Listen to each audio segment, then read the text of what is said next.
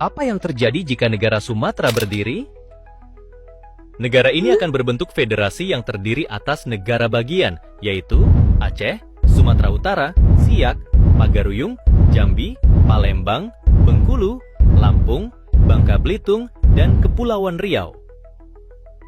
Dengan bentuk federasi, setiap negara bagian dapat mengelola wilayahnya sendiri, dari mulai bendera, pemerintahan, ekonomi, hukum, dan lainnya. Populasi Federasi Sumatera akan mencapai 61 juta jiwa. Sementara itu, Sumatera diperkirakan akan memiliki ekonomi sebesar 297 miliar dolar, hampir setara Finlandia. Ekonomi tersebut sebagian besar dipasok oleh pertambangan, migas, dan perkebunan sawit yang melimpah. Selain itu, lokasinya yang strategis di Selat Melaka dapat menjadikan Sumatera berdiri sebagai negara dengan kekuatan maritim besar yang baru di dunia.